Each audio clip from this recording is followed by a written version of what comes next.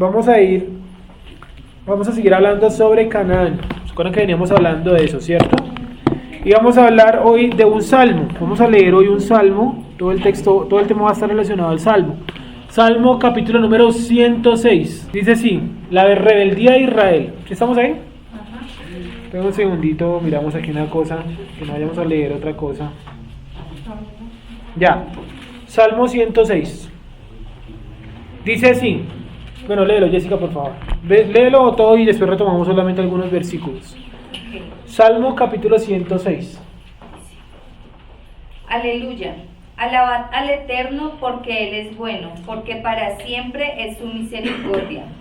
¿Quién expresará las poderosas obras del Eterno? ¿Quién contará sus alabanzas? Dichosos los que guardan juicio, los que hacen justicia en todo tiempo.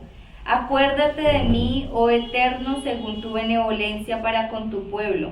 Visítame con tu salvación, para que yo vea el bien de tus escogidos, para que me goce en la alegría de tu nación y me gloríe con tu heredad.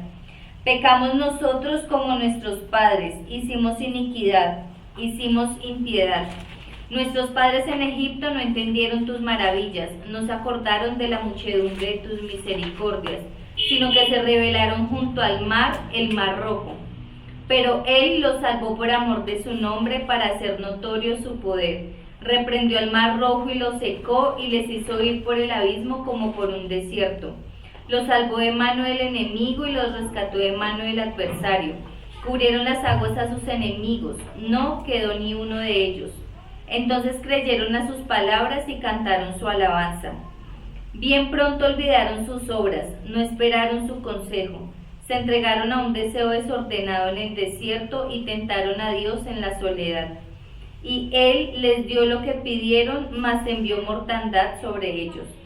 Tuvieron envidia de Moshe en el campamento y contra Aarón, el santo el Eterno. Entonces se abrió la tierra y tragó a Datán y cubrió la compañía de Abiram. Y se encendió fuego de su junta, la llama quemó a los impíos. Hicieron becerro en Horeb, se postraron ante una imagen de fundición. Así cambiaron su gloria por la imagen de un buey que come hierba. Olvidaron al Dios de su salvación, que había hecho grandezas en Egipto, maravillas en la tierra de Cam, cosas formidables sobre el mar rojo. Y trató de destruirlos, de no haberse interpuesto Moshe, su escogido, delante de él, a fin de apartar su indignación para que no los destruyese. Pero aborrecieron la tierra deseable, no creyeron a su palabra. Antes murmuraron en sus tiendas y no oyeron la voz del Eterno. Por tanto, alzó su mano contra ellos para abatirlos en el desierto y humillar su pueblo entre las naciones y esparcirlos por las tierras. Se unieron a sí mismo a Baal-peor y comieron los sacrificios de los muertos. Provocaron la ira de Dios con sus obras y se desarrolló la mortandad entre ellos. Entonces se levantó Fines e hizo juicio y se detuvo la plaga y le fue contado por justicia de generación en generación para siempre. También le irritaron en las aguas de Meriba y le fue mal a Moshe por causa de ellos, porque hicieron rebelar a su espíritu y habló precipitadamente con sus labios. No destruyeron a los pueblos que el Eterno les dijo, antes se mezclaron con las naciones y aprendieron sus obras y sirvieron a sus ídolos, los cuales fueron causa de su ruina. Sacrificaron sus hijos y sus hijas a los demonios y derramaron la sangre inocente, la sangre de sus hijos y de sus hijas, que ofrecieron en sacrificio a los hijos de Canaán, y la tierra fue contaminada con sangre. A los ídolos de Canaán. A los ídolos de Canaán, y la tierra fue contaminada con sangre. Se contaminaron así con sus obras y se prostituyeron con sus hechos. Se encendió por tanto el furor del Eterno contra su pueblo y abominó su heredad. Los entregó en poder de las naciones y se enseñorearon de ellos los que les aborrecían. Sus enemigos los oprimieron y fueron quebrantados debajo de su mano. Muchas veces los libró, mas ellos se rebelaron contra su consejo y fueron humillados por su maldad. Con todo, él miraba cuando estaban en angustia y oía su clamor, y se acordaba de su pacto con ellos y se arrepentía conforme a la muchedumbre de sus misericordias. Hizo asimismo que tuviesen de ellos misericordia todos los que los tenían cautivos. Sálvanos, eterno Dios nuestro, y recógenos de entre las naciones para que alabemos tu santo nombre, para que nos gloriemos en tus alabanzas. Bendito el eterno Elohim de Israel, desde la eternidad y hasta la eternidad. Y diga todo el pueblo, amén. Aleluya. Listo, bueno, como se dieron cuenta, ese es un recorrido desde la época de los patriarcas hasta la época de los jueces. ¿Cómo lo sabemos también? Bueno, en las últimas citas que coloca, incluso menciona por ahí Crónicas, por aquí lo vi. Primera de Crónicas 16, pero el 46, por ejemplo, menciona Jueces 2:14, cuando dice que él hizo que los tenían cautivos tuvieran misericordia. Y todo empieza ¿con qué?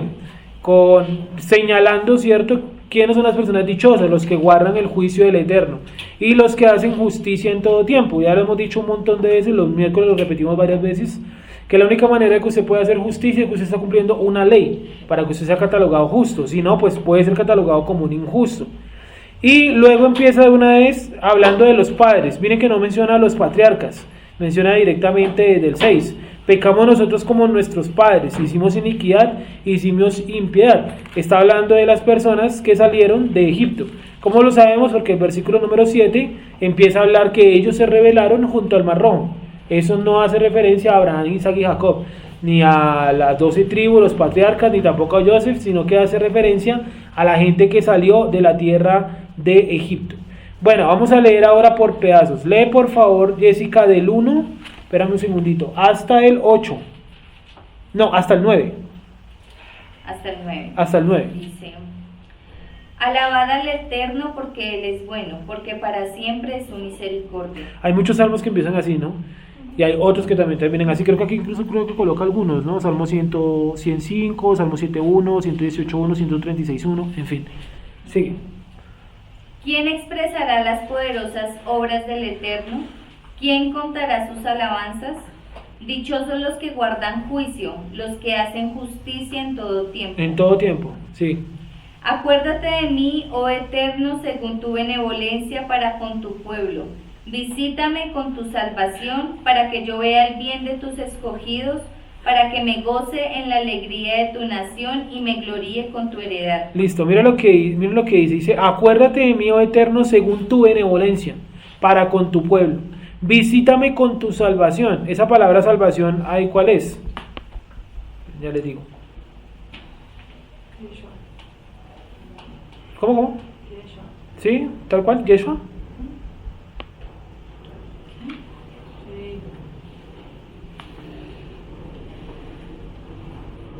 Bishuateca.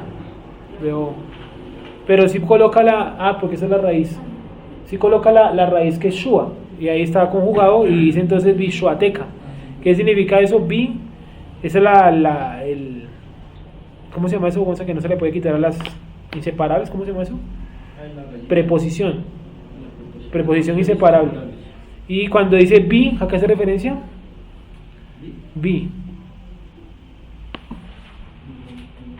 No, en Salmo 106.4. A ver si de pronto, bueno. Pero yo quería mostrarles ahí la palabra Shua, o la raíz Shua. Ahí está desconjugada con la palabra, esa que les digo, la bi, y al final que le ponen teca, que esa teca hace referencia a su. O sea, este es un posesivo, pero hablando de la primera persona, en sentido contrario. O sea, no es que él está hablando que ese es de ella, es que yo estoy diciendo que es de él. ¿Sí me hago entender? O sea, es un posesivo en primera persona, pero en sentido contrario. No es que él esté diciendo que es de él, sino que yo estoy diciendo que es de él. ¿Listo? Pero es Shua, es la raíz. Aquí también la veo y en la aplicación creo que también coloca eso, ¿cierto? Shua, listo.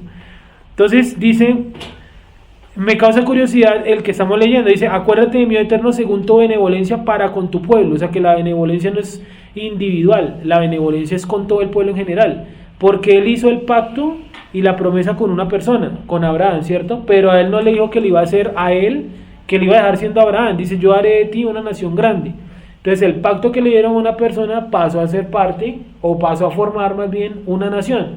Esa nación es Israel. Es decir, que si Dios viene hasta esta tierra lejana a mostrarle a usted la Torá, es porque Él está teniendo misericordia no de usted, sino del pueblo en general. ¿Sí me va a entender? Entonces miren cómo dice: acuérdate de mí, oh Eterno, según tu benevolencia, no conmigo, para con tu pueblo. Visítame con tu salvación. Tushua, la raíz también del nombre Yeshua. Sigamos. El 5. Para que yo vea el bien de tus escogidos, para que me goce en la alegría de tu nación y me gloríe con tu heredad. Todo está hablando de la nación de Israel. La heredad es la tierra, la nación es la gente, ¿cierto? ¿Qué más? Dice los escogidos. Sí, este salmo tiene de todo.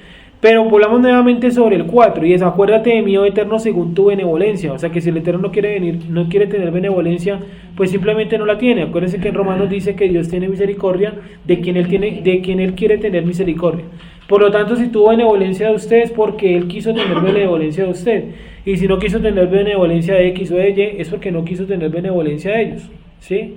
La benevolencia es para el pueblo. Entonces, esas oraciones falsas que de pronto aprendimos o nos enseñaron en otros lugares, más que todo como de corte cristiano, que dice: declárale, exígele, pídele, arrebátale. No, porque todo depende de la benevolencia de Él. O sea, no es que usted le mueva el brazo a Dios. ¿Se han visto eso que dicen? Es que con un ayuno se puede mover el brazo de Dios, o con oraciones. No, nada mueve el brazo de Dios. ¿Qué mueve el brazo de Dios? Su propia benevolencia. Estoy utilizando brazo en sentido figurativo, no porque realmente sea un brazo, ¿sí? En sentido metafórico. Dice, ahora sí sigue porfa con el 6. Entonces, nación hace referencia a la gente y heredad a la tierra. Sigue. 6. Pecamos nosotros como nuestros padres, hicimos iniquidad, hicimos impiedad. O sea que el escritor de esto, que no dice quién sea, porque uno supone que todos los salmos son de David, pero son suposiciones falsas. ¿Sí o no? Algunos dicen salmo de no sé quiéncito. Hay uno que le ponen a Asaf, creo, Asaf o Asa, bueno, no recuerdo. Hay unos que sí lo a Coré, hay otros que sí lo coloquen a David, y hay otro. Creo que Salomón solamente escribe uno o dos. Está también Pero por ejemplo, el 90 dice oración de Moisés, ¿qué? Varón de Dios. Sí, entonces no todos los salmos son de David. Sigue. 7.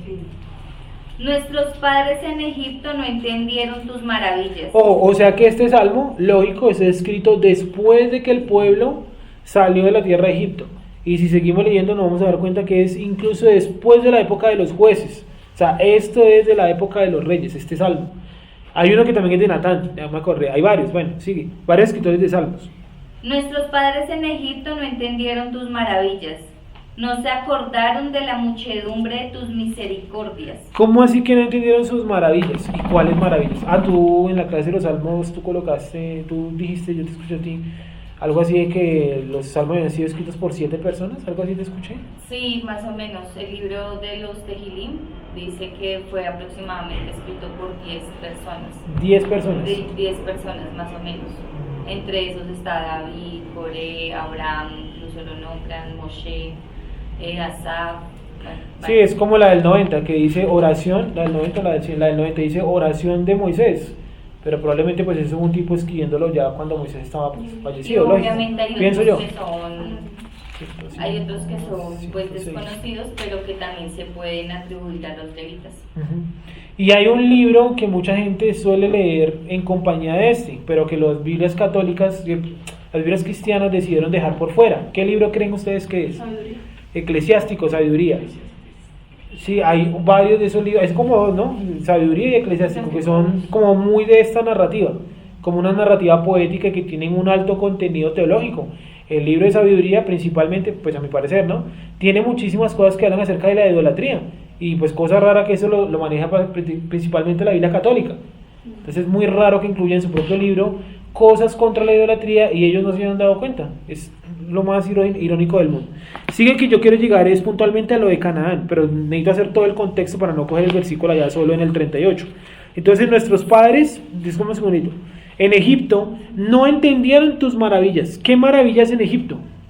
Las plagas. Las plagas, o sea, lo llama maravilla. Maravilla no es algo bueno ni malo, simplemente es algo que rompe las leyes de la lógica, algo sobrenatural. No está diciendo que sea bueno o malo, porque para los israelitas pues dice que afuera había oscuridad y en la casa de los israelitas había luz. O sea, como que ellos estuvieron punto aparte en las pruebas, en las plagas. Pero los egipcios sí les tocó pasar por todas ellas. 7, 8. Ah, no, 7. No se acordaron de la muchedumbre de tus misericordias, sino que se rebelaron junto al mar, el mar rojo. Sí. Pero él los salvó por amor de su nombre, para hacer notorio su poder. Reprendió al mar rojo y los secó y les hizo ir por el abismo como por un desierto. Los salvó de mano del enemigo y los rescató de mano del adversario. Cubrieron las aguas a sus enemigos, no quedó ni uno de ellos. Entonces creyeron a sus palabras y cantaron su alabanza. No quedó ninguno de ellos. Este es de los textos que citan para decir que el faraón también murió. Hay otro que también dice, ¿no?, que arrojó al faraón y a sus carros al mar. Y creo que dice incluso que los asesinó allí, los ahogó, no sé, las aguas los cubrieron como una muchedumbre.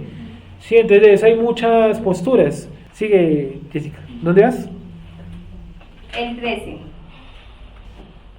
Bien pronto olvidaron sus obras, no esperaron su consejo. Se entregaron a un deseo desordenado en el desierto y tentaron a Dios en la soledad. Dame un segundo, dice el 11. Cubrieron las aguas a sus enemigos, no quedó ni uno de ellos. Entonces creyeron en sus palabras y cantaron su alabanza. Es cuando salen, ¿cierto?, danzando las mujeres con... Sí, apenas como unos 2 kilómetros. Y en el Éxodo número 15 es un cántico que ellos hacen, ¿no? Y en el cántico, por ejemplo, colocan ellos exaltando el Mikdash, o sea, el lugar celestial. Y ahí dice, en el Éxodo 15:17, dice, porque tú colocaste en los cielos un santuario hecho con tus manos, que es el mismo que aparece en Hebreos 9:14, donde dice que Yeshua entró en un templo no hecho de manos humanas, un santuario. Y en la tierra, entonces, ¿cómo se llama? Mishkan. Mikdash en el cielo, Mishkan es de la tierra. Sigue. Entonces creyeron a sus palabras y cantaron su alabanza. Bien pronto se olvidaron sus obras, no esperaron su consejo. Se entregaron a un deseo desordenado en el desierto y tentaron a Dios en la soledad. Y Él les dio lo que pidieron, mas envió mortandad sobre ellos. Eso me parece que hace referencia a las codornices. Sigue. Tuvieron envidia de Moshe en el campamento y contra Aarón, el santo del Eterno. Entonces se abrió la tierra y tragó a Datán y cubrió la compañía de Abiram. Y se encendió fuego en su junta, la llama quemó a los impíos. Esa es la rebelión de Coré. Datán y Abiram son los hombres de la tribu de Rubén que se rebelaron junto a Coré, pero que cuando Moshe los mandó a llamar, ellos no quisieron salir de su casa. Y se acuerdan que entonces Moshe les dice a la familia y a los amigos, todo el que quiera morir, el que no quiera morir hoy, alejados de las casas de Datán y Abiram. Dice que ellos se quedaron parados en la puerta, ¿no? Y entonces la tierra se abrió, los tragó, descendieron vivos a la tumba, no al infierno, una mala traducción, ¿cierto? Descendieron vivos a la tumba y allí también murieron los niños de brazos. ¿Se acuerdan que lo vimos la vez pasada? Hace mucho tiempo, que decíamos que dice que también sus pequeñuelos murieron. Y pequeñuelos hace referencia a niños de brazos. Sigue.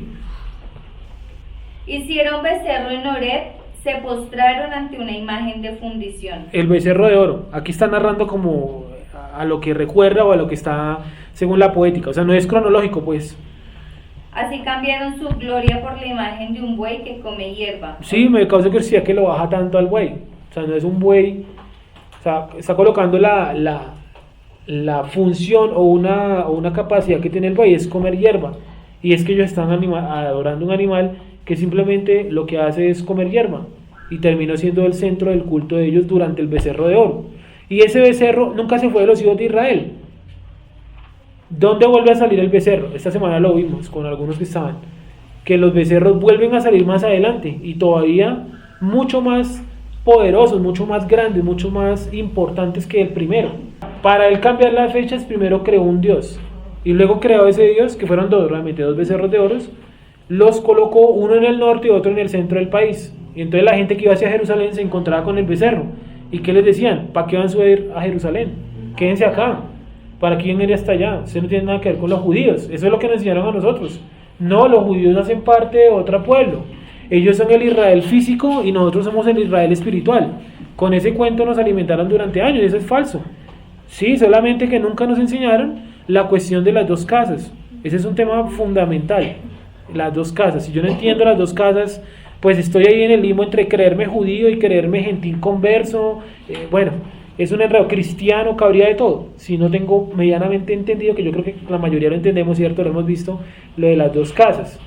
Entonces, el tipo hizo 2 becerros más, Jeroboam II, para cambiar las fiestas. ¿Qué fiestas? Las del mes séptimo, para colocarlas en el mes octavo. Sigue, Jessica. Así cambiaron su gloria por la imagen de un buey que come hierba. Olvidaron al Dios de su salvación, que había hecho grandezas en Egipto, maravillas en la tierra de Cam, cosas formidables sobre el Mar Rojo. Ojo, dice maravillas en la tierra de Cam, pero no dice en la tierra de Canaán. ¿Por qué? ¿Por qué no coloca la tierra de Canaán, pero menciona a Cam?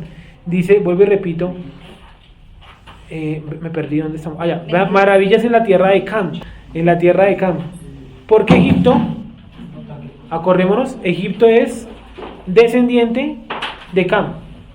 Y la parte por donde ellos iban en el desierto, todo eso hace parte de Cam, o hacía parte de los hijos de Cam.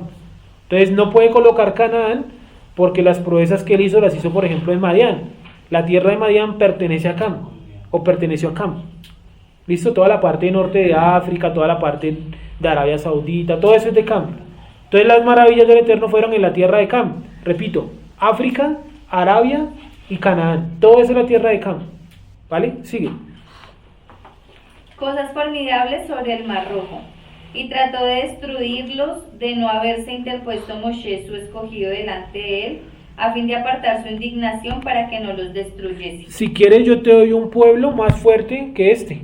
¿Y qué dijo Moisés? Ay, bueno, sí. No. Dijo, no, porque que irán los pueblos que tú nos sacaste para destruirnos. Sigue. Pero aborrecieron la tierra deseable, no creyeron a su palabra. Antes murmuraron en sus tiendas y no oyeron la voz del Eterno. Por tanto, alzó su mano contra ellos para abatirlos en el desierto y humillar su pueblo entre las naciones y esparcirlos por las tierras. Bueno, lee nuevamente el 26. Por tanto, alzó su mano contra ellos para abatirlos en el desierto. Listo, déjalo, abatirlos, no. Abatirlos. Te entiendo, abatirlos. Abatirlos. Abatirlos en el desierto. Este pasaje está haciendo referencia a los 12 espías, los 10 espías malvados, Josué y Caleb, que ya también es un texto que observamos. Es decir, como que este texto nos ayuda a recopilar un poco toda la información que hemos visto, por lo menos de las 42 paradas. Sigue. El 27. 27. Y humillar su pueblo entre las naciones y esparcirlos por las tierras. Se unieron a sí mismo a Baal Peor y comieron los sacrificios de los muertos. Provocaron la ira de Dios con sus obras y se desarrolló la mortandad entre ellos. Bueno, ahí está lo de cuando los hijos de Israel se contaminaron con las mujeres moabitas, en la última parada, campos de Moab. ¿Se acuerdan ustedes que las mujeres los seducían y que al seducirlos los hacían adorar a Baal Peor? ¿Qué es Baal Peor? El señor, ¿cierto? O sea, estoy traduciendo el nombre, el señor de las moscas, de la peste, puede ser también el señor de la inmundicia. ¿Cuál era la ofrenda que le llevaban a Baal Peor? Fluidos corporales, ¿sí? Almacenados de diferente manera. Y se lo quemaban adentro al muñeco. El muñeco tenía la boca abierta y ahí colocaban todo, absolutamente todo bajo fuego. Sigamos. 30. Entonces se levantó Fines e hizo juicio y se detuvo la plaga. Fines, que es Pinjas. Sigue. Y le fue contado por justicia de generación en generación para siempre. También le irritaron en las aguas de Meriba y le fue mal a Moshe por causa de ellos, porque hicieron revelar a su espíritu y habló precipitadamente con sus labios. Sí, ¿acaso no le sacaré yo agua de esta roca? Está narrando toda la historia. Sigue. No destruyeron a los pueblos que el Eterno les dijo, antes se mezclaron con las naciones y aprendieron sus obras y sirvieron a sus ídolos, los cuales fueron causa de su ruina. Sí, ¿cuál fue la causa de su ruina? Haberse mezclado y haber contraído las costumbres de otros pueblos. Que el Eterno haya dicho, destruyan esos pueblos. Ya vamos a ir a mirar lo de qué está hablando. Sigue, Jessica, por favor. Sacrificaron sus hijos y sus hijas a los demonios y derramaron la sangre inocente, la sangre de sus hijos y de sus hijas, que ofrecieron en sacrificio a los ídolos de Canaán, y la tierra fue contaminada con sangre. Listo. Vamos a mirar, una persona que mire rápidamente números 35-33. Rápidamente, no sé de qué hablará números 35-33.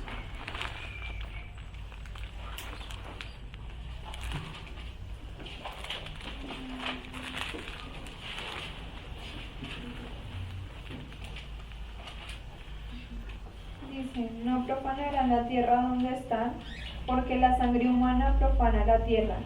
No se puede hacer expiación por la tierra debido a la sangre que fue derramada en ella, sino por medio de la sangre del que la derramó. Sigue con el 34, por favor. No contaminarán pues la tierra donde habitan y en medio de la cual yo habito, porque yo, el Eterno, habito en medio de los hijos de Israel. Listo, gracias. Ahora vamos a leer nuevamente lo de sacrificaron sus hijos, que es como relacionado a la religión de los cananeos. Léelo nuevamente. Sacrificaron sus hijos y sus hijas a los demonios y derramaron la sangre inocente, la sangre de sus hijos y de sus hijas que ofrecieron en sacrificio a los ídolos de Canaán, y la tierra fue contaminada con sangre. Listo. A los ídolos puntualmente de Canaán, ¿no? No menciona a los ídolos de Egipto ni a los de Moab, no, puntualmente a los de Canaán. Bueno, ¿qué naciones había dicho Dios que exterminaran? Que ustedes recuerden, en el libro de Josué hay varias. Hay una, por ejemplo, que es... ¿Cuál? ¿Qué? El amalecita, ¿no? Que ese es un mandamiento. Raerás toda memoria. Alguien va a buscar ese mandamiento. ¿Cómo es? Raerás, creo que dice raerás toda la memoria del amalecita. O de Amalek. Es que no me acuerdo si lo coloca como pueblo o como persona. Quitarás toda memoria de Amalek, porque los persiguió en el desierto, les hizo frente, algo así. Amalek.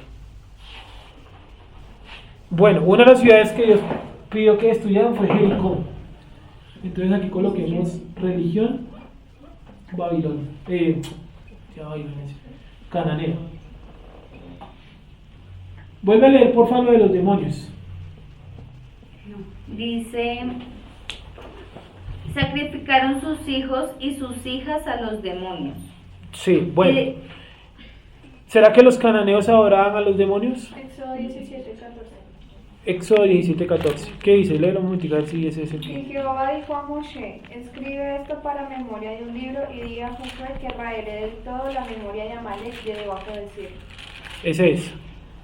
Éxodo 17:14. Fue un mandato que el Eterno dio. Dice: dijo el Eterno a Moisés, escribe esto para memoria en un libro y di a Josué que raeré de la memoria, que raeré del todo la memoria de Amalek de debajo del cielo. Y veo que también está en el 25:17 de Deuteronomio. Búscalo un segundo. Y Sara, por favor, busca 1 de Samuel 15, de 2 al 9. 1 de Samuel 15, del 2 al 9. Deuteronomio 25:17. Acuérdate de lo que hizo Amalek contigo en el camino cuando salías de Egipto. Ahí está lo que les decía. De cómo te salió al encuentro en el camino y te desbarató la retaguardia de todos los débiles que iban detrás de ti cuando tú estabas cansado y trabajado y no tuvo ningún temor de Elohim. Por tanto, cuando Jehová, tu Elohim, te descansó en todos tus enemigos alrededor, en la tierra que Hashem, tu Elohim, te da por heredad para que la poseas, borrarás la memoria de Amalek de debajo del cielo, no lo olvides. Listo, no lo olvides, borrarás, ¿cierto? Pues como digo esa palabra descanso ahí, que eso no debe ser chavo, eso debe ser Noah, creería yo.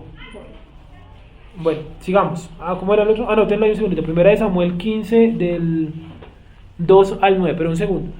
Entonces la religión de Cananeo. ¿Se acuerdan los tres dioses principales? Que hoy no vamos a hablar de ellos porque ya hablamos de ellos.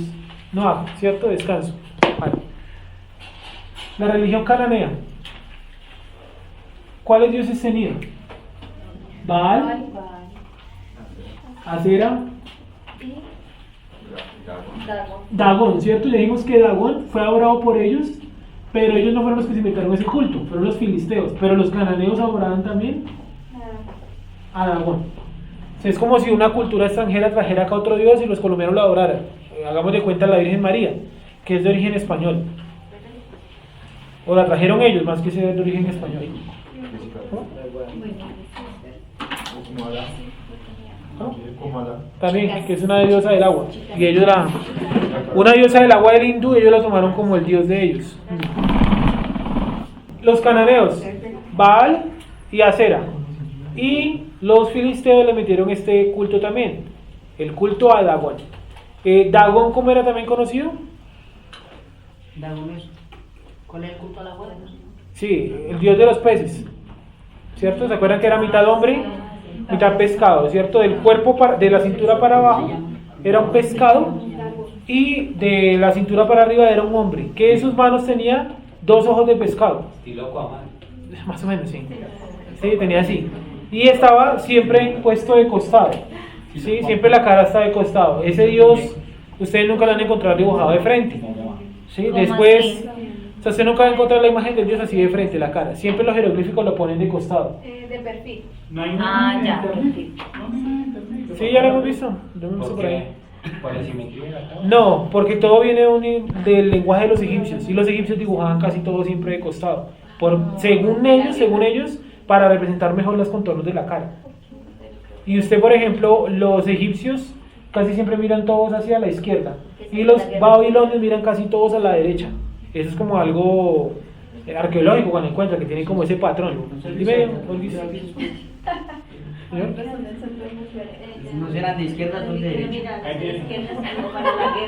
¿Cómo?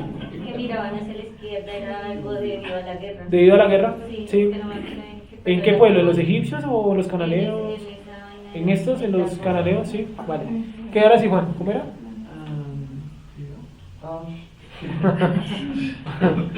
Que el pescadito ese que representa a Jesús puede ir por esos lados. Sí, va por ahí de hecho.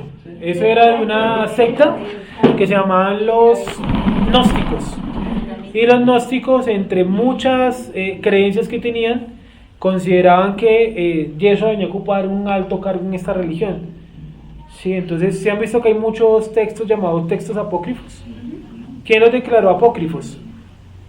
¿Nunca se han preguntado eso? O sea, ¿por qué quedó, por ejemplo, Juan y no quedó el Evangelio según María Magdalena? O sea, ¿quién lo escogió? ¿Quién dijo, no, este sí, este no? ¿Y qué se basaron? En muchos estudiosos, principalmente papas, arzobispos, gente así. Pero también entraron los rabinos ahí. También, cuando hicieron la compilación de los 70, ¿no? También sacaron muchos libros. ¿Pero cómo? Trataban de rastrear todo símbolo de gnosticismo y sacarlo. Porque el gnosticismo es anterior al nacimiento de Yeshua. O sea, el gnosticismo no nació antes de ayer, ni hace 20 años. Eso tiene antigüedad, es más antiguo que el cristianismo, el gnosticismo. Y una de las ideas gnósticas es eso, que Yeshua venía a ocupar aquí un cargo muy alto en esta religión. Entonces por eso lo representan con ese pescado. Eso no tiene nada que ver con nuestra cultura, no sé por qué un pescado. Pregúntele a Yeshua, a Yeshua, a un cristiano, por qué Yeshua o Jesús está representado con eso y dirán que no. Eso se lo ponen hasta los carros, ¿sí lo han visto? Porque dicen que Por los milagros. pues de pronto toman como referencia que él dijo yo te haré pescador de hombres. También. Eso. Los de la FARC también. Las pescas milagrosas, ¿sí? Eran un pescado asesino. Los pescaban hombres, sí. Literal. Pero no pescador. Estos sí que eran Con anzuelo ni atarraya y tampoco. Sí. Sigamos. Entonces, bueno, estamos esto acá, ¿cierto? Pero ellos tenían, vamos a colocarlo de esta manera, conjunto de dioses, pongámoslo mejor deidades menores. Deidades menores. Y estas deidades representaban potencias naturales, que es lo que el ser humano siempre ha adorado, potencias naturales. Entonces, entre esas, porque no las traje todas realmente, traje las más destacadas, potencias naturales, del agua, del fuego, de la muerte, de la fertilidad, de la ciencia,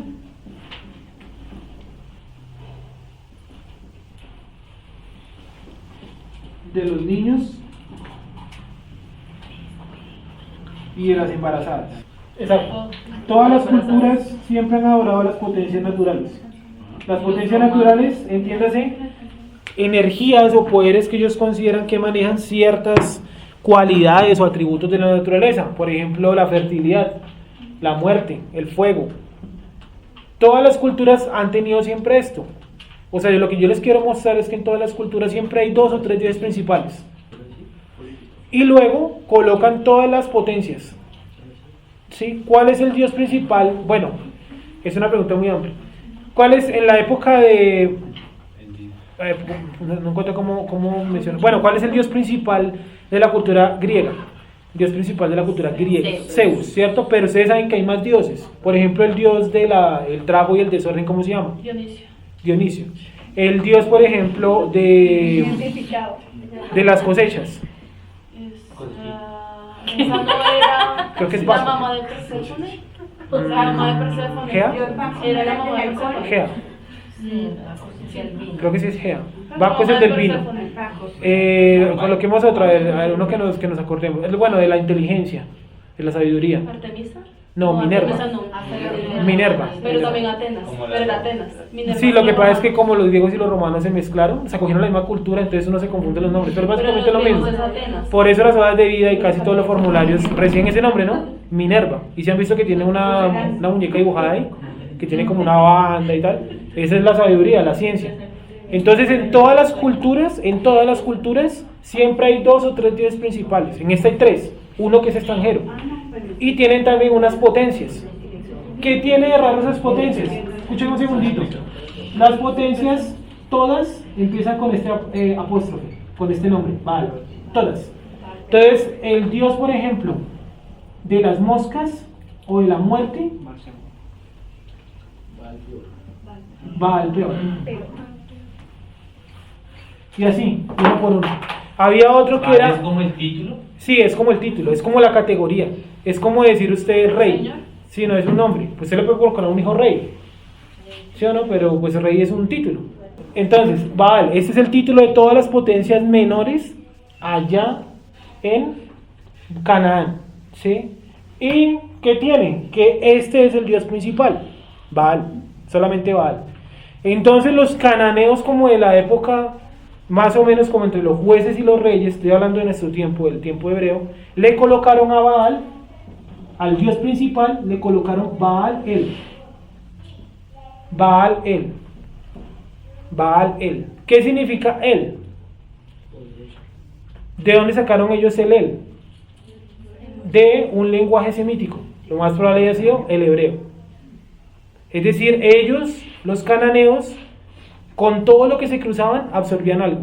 Y aquí absorbieron fue la partícula o la concepción de él, de poderoso.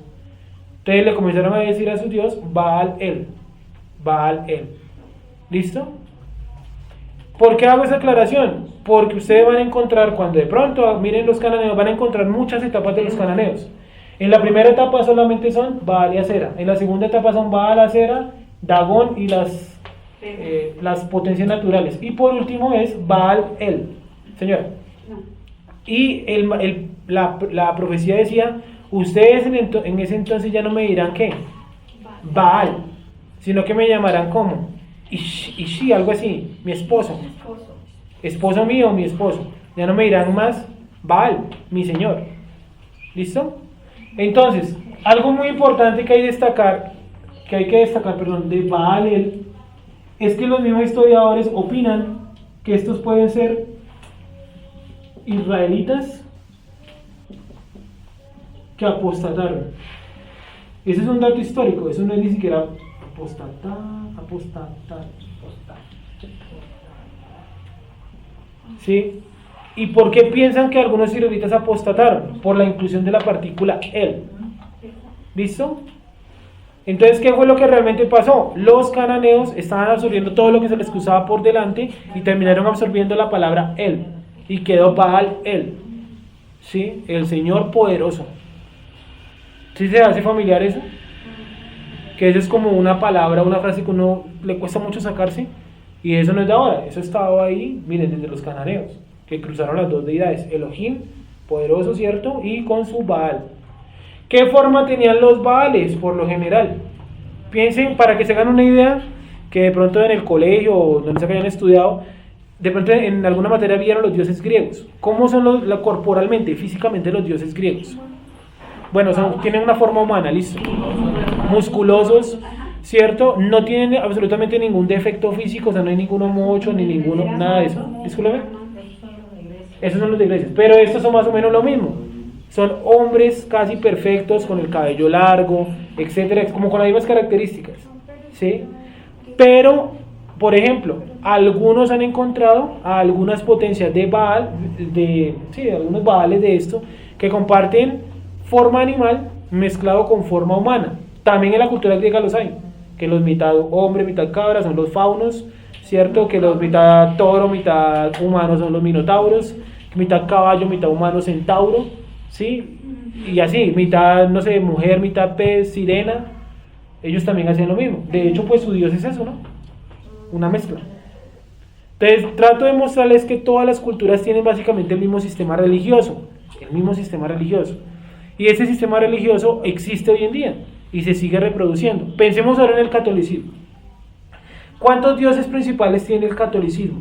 Dioses principales, oigan bien la pregunta. 3. Bueno, ¿cuáles dirías tú? El Padre, el Hijo, el Espíritu Santo, bueno, 4, y María. La Trinidad y María, ¿cierto? Padre, Hijo, Espíritu Santo y María. Algunos incluso son mucho más marianos que trinitarios. Incluso hay una corriente que se llama católicos marianos, ¿no? Y todo el día, creo que hay un canal, ¿no? CBN, CBHN, no sé, que todo el día son oraciones a la Virgen María. Y hay una emisora ¿También? Sí. Bueno, entonces esos 4. ¿Qué controla cada uno? Bueno, no sé, imagino que María, he escuchado yo, ¿no? Que funciona también como intercesora en sus creencias. Sí, y es inmortal también, porque ella ascendió también, o sea, es muy parecido como a Jesús, o sea, cumple casi el mismo papel de Jesús, pero femenino. Todo eso es paganismo. Pensemos ahora en dioses inferiores del catolicismo, o sea, no pensemos en los 4 principales, Perdón, un momento, los principales. Señor. Aunque a María la hacen omnipresente porque todos le oran en todo lugar y ella los escucha. Casi un dios. Listo, 4 principales. Ahora los secundarios, pensemos en dioses secundarios. Voy a colocar a la Virgen María acá. Para colocar acá abajo, la Virgen de Fátima, la Virgen de la Guapanela, la Virgen de lo que sea, de la patilla, de las papas. Eso, como Baal. No, esas son las apariciones de los lugares. Sí, de los lugares, por ejemplo, la que apareció en Portugal, ¿cierto? La que apareció, por ejemplo, en España, la que apareció en Pamplona. Sí, le colocan los nombres de los lugares. Pero por lo general, cada una... Hay una que está en Monserrate que parece acá en Los santos. Los santos. También. También se la arrodillan antes de guardar como la copa según ellos donde hacen, reparten las hostias. Eso tiene un nombre. ¿Cómo es? El calo, no, sí, pero no, hay una que se llama la, ¿cómo es? La guardia, no. La custodia, es que la guardia. En mi barrio ya están ahí arrodillados ahí. Eso. Entonces, bueno, coloquemos, se dijo algo, los santos. Los arcángeles. Los arcángeles o los ángeles. Sí, arcángel para ellos es gran ángel. Listo. Los serafines también. Sí, también los adoran. Tanto que los dibujan como niños, ¿no? Y ellos consideran que los niños que se mueren antes del bautismo, bueno, algunos van... No, perdón, si el niño murió antes del bautismo va al limbo. Si murió después del bautismo, se convierte en un angelito. Así es tal cual la creencia. Entonces, el catolicismo sí que es un espejo para todas esas religiones antiguas, que tienen 4 dioses principales o un grupo de dioses principales, pero tienen otros por debajo. Y cada uno prácticamente que controla una potencia. Por ejemplo, la Virgen, no sé, de las tractomulas. O de los que transportan. Esa no es la misma. No tengo ni idea. Creo que sí. La Virgen del Carmen. La de las Mercedes es la de los recursos. Por eso, o sea, lo que quiero mostrarles es que ellos también hicieron una virgen para cada potencia. Hicieron una virgen para cada potencia. Y un santo también tiene... Está, por ejemplo, la Virgen del Agua, la que adoran los santeros, la Virgen del Cobre. ¿Sí la han visto? Que es una virgen que es negra. No sé si será esa. Y hay una que también se llama la Virgen, bueno, la de los muertos, ¿no? Que en sí es una calavera vestida de virgen, la Santa Muerte. Es entre un santo y es una virgen. Es también una virgen. Todo eso es en México, ¿sí? Y son estos, son potencias que controlan una entidad, o sea, una fuerza. ¿Sí? O sea, lo cananeo sigue estando vivo hoy en día. Ahí está presente. Totalmente presente. También. Sí, aunque se podría tomar así, como una especie de Jesús, ¿no? ¿Listo? ¿Hasta ahí de pronto alguna duda o pregunta? ¿No? Entonces, para concluir, Miren lo que dice entonces Salmo, el que estamos leyendo, Salmo 6, 106, 38. Alguien que lo lea, por favor. Salmo 106, 38. Y derramaron la sangre inocente, la sangre de sus hijos y de sus hijas, que ofrecieron en sacrificios a los ídolos de Canaán, y la tierra fue contaminada con sangre. ¿Qué pedían entonces los ídolos de Canaán? Sacrificios humanos. Muchas veces, no todos, pero muchas veces pedían sacrificios humanos. Y termino con con Moloch. ¿Sí lo han escuchado? Moloch. Moloch, ¿qué dios o qué entidad controlaba? Realmente controlaba la extracción de metales. ¿Sí? Pues los metales son terminados o acabados con el fuego. O sea, sin el fuego no se puede trabajar un metal. Lógico, ¿sí o no? Entonces, esto de los metales era importantísimo para ellos. Entonces ellos crearon Moloch. ¿Moloch qué era? Era un dios que estaba sentado. ¿Sí? Y estaba sentado ya sea con las manos así, ¿cierto? Más o menos como con esta forma, o con las manos exaltadas. Y en sus manos, pues bueno, después de calentarlo, ¿qué le hacían? Le colocaban allí sus víctimas, principalmente niños. ¿Listo? Entonces ya lo hemos visto muchísimas veces que el clásico Papá Noel, ¿cierto?, está relacionado con Moloch, porque se calentaba ese metal y se ponía ¿de qué color? Rojizo, y se sentaban los niños en sus piernas para morir quemados, ¿vale? Entonces Moloch, para que ustedes lo busquen en su casa. ¿Listo? ¿Dudas o preguntas hasta ahí? Eso era como lo que nos tocaba ver de la religión cananea. Entonces nuevamente repito, religión cananea, 3 dioses principales, hay uno que es de origen filisteo, y tiene unas entidades menores que controlan cada una de las potencias naturales, que son estas de acá. ¿Cómo es el apóstrofe de todos los dioses cananeos? Baal. Y el más conocido de todos es, pues, Baal peor, aunque hay otro, Baal Zebub, ¿sí? O como le conocemos en la versión española, Beelzebub. Beelzebub se supone que controla un gran ejército de langostas ardientes, o como nosotros le llamamos, demonios. Ese creo que es el de los vientos, Baal-Zephón. ¿Listo? ¿Preguntas hasta ahí? ¿No? Bueno, eso ha sido todo entonces.